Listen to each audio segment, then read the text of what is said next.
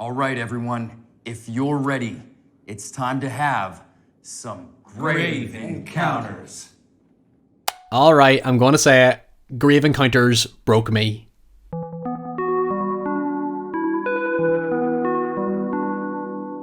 I've always been a sucker for found footage flicks that attempt to do something new with the formula. By now I've covered most of the interesting ones I know of, like Blair Witch, the Poughkeepsie tapes, The Bay, Troll Hunter, Creep, Wreck, and technically Cannibal Holocaust. However, I've always been relatively hesitant to talk about Grave Encounters, because I feel it's a film that works better when you understand the context behind it, rather than simply taking it at face value.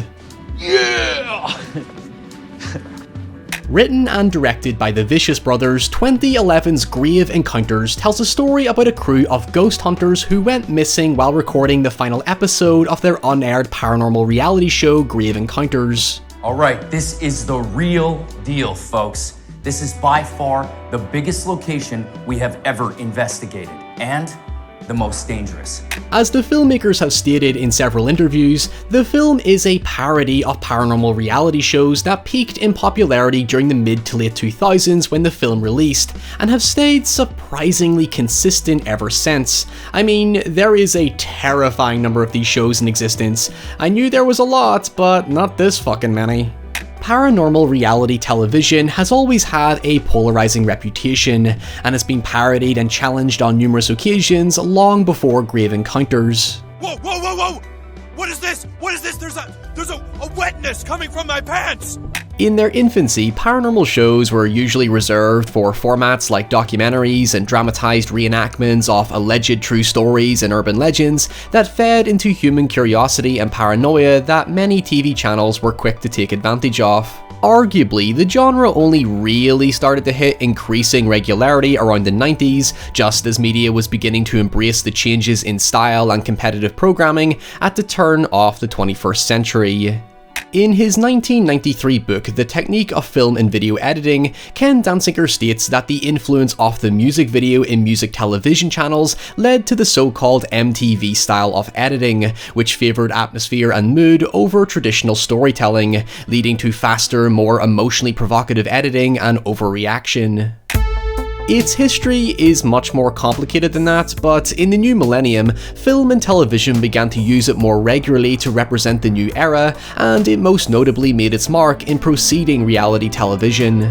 John Squires of Bloody Disgusting highlighted that it was MTV's short-lived paranormal reality game show Fear that established the intense, intimate, handheld Blair Witch-inspired style used by later ghost hunting shows, with Sci-Fi Channel's 2004 Ghost Hunters popularizing the ghost hunting format, in the US at least, followed by Zach Bagans' even more popular 2008 Ghost Adventures. Now, my knowledge of these shows is strictly from what I've seen here on YouTube before making this video, because in the UK, we had our own ghost hunting show called Most Haunted. This brings back memories because I remember as a kid sometimes staying up late on a Friday or Saturday night in the hopes of catching an episode where something scary actually happened, and I was almost always left disappointed. It's pretty much because, as the Vicious Brothers said, these shows all practically do the same thing. They hype you up with their creepy, stylish openings and then proceed to walk down a bunch of dark corridors where nothing really happens. Look, I'm not here to debunk these shows because I really don't give a shit about any of them. At most, I really enjoy the BuzzFeed guys' more lighthearted, self-aware approach to the format, but the whole point of this was to give you a context behind the world of Grave Encounters, where, in the eyes of its filmmakers, is about giving these ghost hunters the fright that they've been desperately searching for their entire lives. So, according to the filmmakers, apparently it's a misconception that Grave Encounters was specifically poking fun of Ghost Adventures and its host Zach Bagans. However, when they released the original introduction to the film 10 years ago on YouTube to generate hype and viral potential, practically every comment immediately called attention to how much of a perfect imitation of Ghost Adventures it was. In fact, some people thought it was a legitimate ripoff, so the obvious observation speaks for itself, even if most ghost hunting shows had similar intros anyway. These are our ghost adventures. It's time to have some grave encounters. The film's lead actor Sean Rogerson does give the most effective performance, as he's the one who goes through probably the most compelling character journey. For example, the film takes influence from the Blair Witch Project's distressing descent into madness. In the beginning of that film, Heather gives a forced, creepy presenting performance that she immediately drops the minute the group gets lost, and by the end she's emotionally destroyed by the ordeal. In Grave Encounters, Sean Rogerson's Lance Preston has a very similar interaction with the camera, going from a spooky sensationalist presenter to someone who's not only scared, but also deeply fascinated by the hauntings. In the first half, the film plays out like your typical ghost hunting show by establishing a cliché haunted mental institution where the lead doctor was obviously evil and experimenting on his patients. But it's intercut with raw outtakes that give us glimpses into the show's structure, where Lance is basically a self-important cynic whose sole interest is making a compelling piece of television at any cost, kinda similar to the director in the reality show in Wrong Turn 2. But eventually they shit-can the idea and shit, sorry. You want me not to swear? Yeah, that'd be better. Anyway. It's pretty direct about the show's insincerity, as the crew even pay the groundskeeper to pretend he saw a ghost, and the resident psychic Houston Gray is nothing more than an actor. Cut it. Yeah. That was great. Okay, was that too much? No. Come on. However, one of the things that really grabbed my attention was the general belief that the crew genuinely hope for a real supernatural encounter. Like Lance, they're all presented as cynical, but their specific reason to engage in a show like this must have spawned from somewhere. While I do think these shows are heavily sensationalized, I won't dispute that some of these people actually do believe in the supernatural. You alright?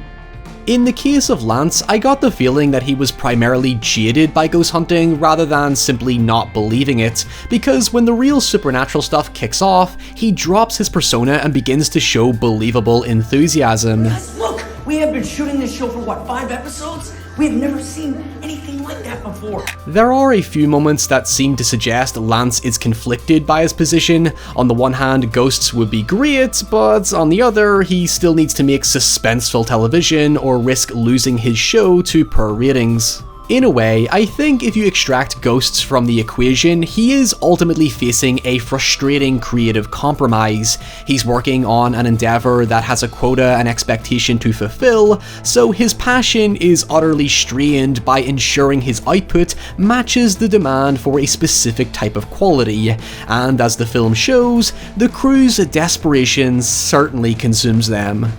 Death awaits. Looks pretty cheesy, dude. It's very With slow motion, music behind it, everything's creepy. Crazy.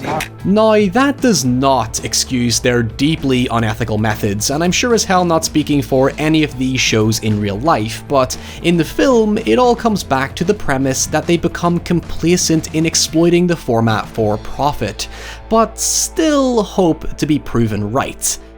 Fuck. I thought we were actually gonna have something here. Or wrong, depending on how you interpret their attitudes. Monsters aren't real, baby. They aren't real. What the fuck was that? So this is where things get conflicting, because I've seen a lot of divisive responses to the film's approach to its scares, and I'm honestly left perplexed over how to properly feel about the film. I might have mentioned this before, but when someone asks me if such and such is scary, I don't think I can answer it, because what people find scary is just too subjective, and no matter how the filmmakers go about it, it's always gonna work differently for everyone. I mean, I've analysed why I find certain things scary, but sometimes it really is as basic as people just finding unorthodox things instinctively off-putting.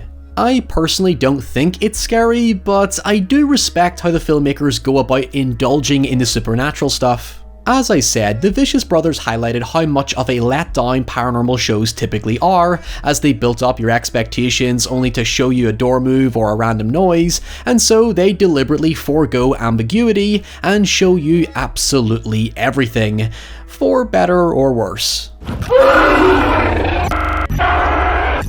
Here's the weird thing though, the visual effects, especially the demonic faces, gave me nostalgia more than anything else because I felt like it played into the zeitgeist of those scary ghosts caught on video style shows that popped up in the later 90s, early 2000s, and even those viral ghost photos during the early days of internet video platforms. Specifically, I'm probably not the only person to notice that the demon face was also briefly a popular trend amongst video makers after Video Copilot did an After Effects tutorial on it, or at least that's how I remember it. Oh, remember when the internet was a simpler place. Look, if I treat it as a serious horror movie, I don't think much of it actually works, but I admit I appreciate the bombastic charm of it, especially given its super low budget. Sorry, I didn't mean for this video to become all sentimental, but it got me thinking of a show I watched on Bravo years ago called World's Scariest Ghosts Caught on Tape. It's really trashy, but you're goddamn right I tracked it down after watching Grave Encounters. There was even one show called Ghosts Caught on Tape Fact or Fiction, and it went as far as to try and debunk CGI ghosts, but still played everything up as completely ambiguous. Honestly, I think the reason I'm so forgiving of the film is because it's the kind of film I would have made as a teenager back in the days when I was a lot less cynical. Oh yeah, teenage Ryan made a lot of crappy found footage movies back in the mid to late 2000s.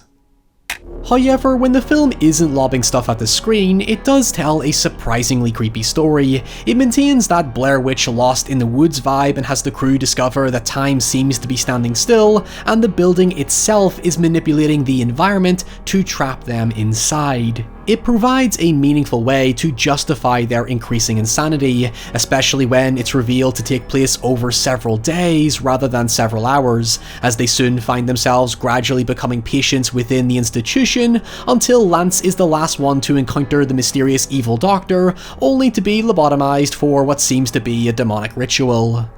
It's just a neat little way to bookend the film with something to ponder over rather than confusing ambiguity with nothingness, which a lot of cheap found footage films at the time got into a bad habit of doing. Now, if the story sounds interesting to you, there is a sequel that attempts to complement it with a twisted meta-narrative where it reveals the film was released as an actual work of fiction within our real world, and a new group of people decide to investigate it for themselves as the original actors went missing.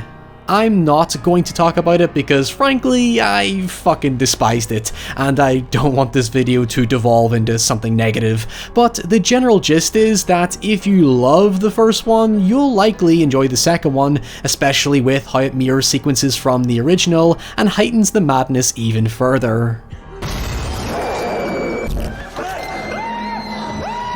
It's ambitious to say the least, and I admire it for choosing to expand on the story in a way that will intrigue those hooked by the structure of the first film. However, keeping up with the story's constant twists and misdirection can be so mentally nauseating to the point that it distracts from having any emotional connection with it.